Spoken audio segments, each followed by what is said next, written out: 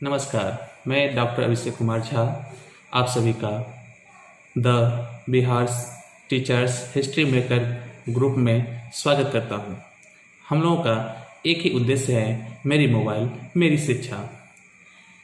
छात्रों के हित को ध्यान में रखते हुए हम लोग ये मुहिम चला रहे हैं और इसका उद्देश्य है हर बच्चों के हाथ में आजकल मोबाइल हो गया है, उसका वह सही उपयोग करे। इसके लिए हम लोग रोज नए नए वीडियो अपलोड कर रहा हूँ। आज हम आप लोगों को समास के बारे में बताने जा रहा हूँ। समास किसे कहते हैं?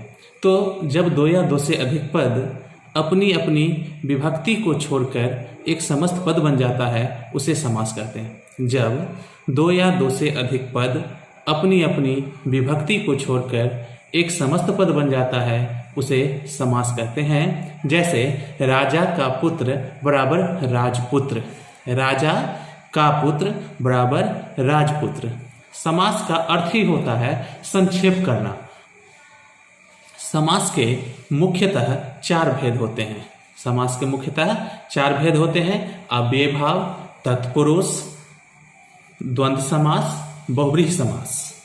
लेकिन तत्पुरुष समास के भी दो भेद होते हैं, कर्मधारय और द्विगु। इस प्रकार समास के कुल 6 भेद होते हैं। पहला भेद है अव्ययीभाव, दूसरा है तत्पुरुष।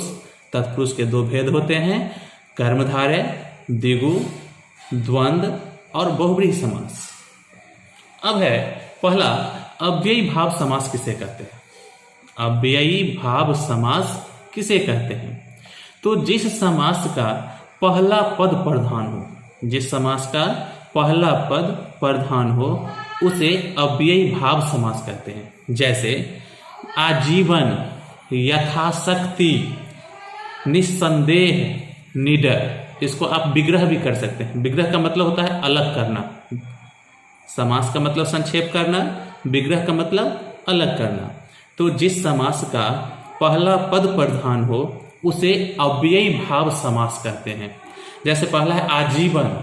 आजीवन का विग्रह हम करेंगे तो जीवन प्रयत्न, यथाशक्ति। इसका अगर विग्रह करेंगे तो शक्ति के अनुसार बराबर होता है यथाशक्ति। अब हम चलते हैं दूसरा भेद पर। दूसरा भेद है तत्पुरुष समास। तत्पुरुष समास किसे कहते हैं? तो जिस समास का अंतिम पद प्रधान हो, जिस समास का अंतिम पद प्रधान हो, उसे तत्पुरुष समास कहते हैं। जिस समास का अंतिम पद प्रधान हो, उसे तत्पुरुष समास कहते हैं।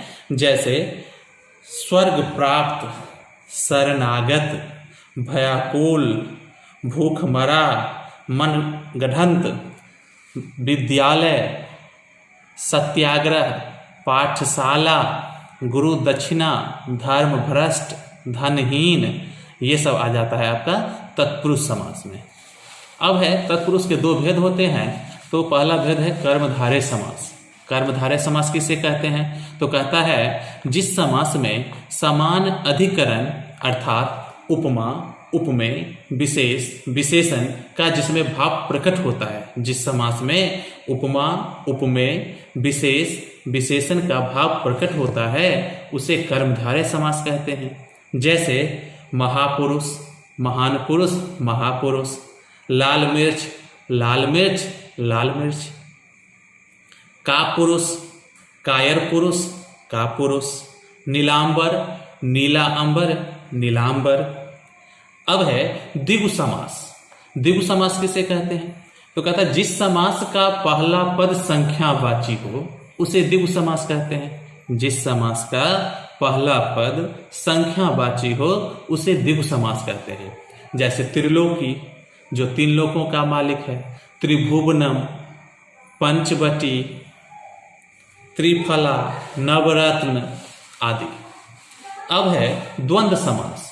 द्वंद्व समास किसे कहते हैं? तो कहता है जिस समास में दोनों पद की प्रधानता होती है। जिस समास में दोनों पद की प्रधानता होती है, उसे द्वंद्व समास कहते हैं। जैसे माता और पिता, माता पिता। आटा और दाल, आटा दाल। दाल और भात, दाल भात आदि। अब है बहुव्रीहि समास। बहुव्रीहि समास किसे कहते हैं? तो जिस समास में अपनी विशेषता को छोड़कर किसी अन्य पद की विशेषता बतलावे। जिस समास में अपनी विशेषता को छोड़कर किसी अन्य पद की विशेषता बतलावे उसे बहुब्रीहि समास कहते हैं। जैसे चतुरानन, मृगनयनी, दुधगुहा, हंसवाहनी, सरस्वती, दशानन, ये सब आ जाता है बहुब्रीहि समास।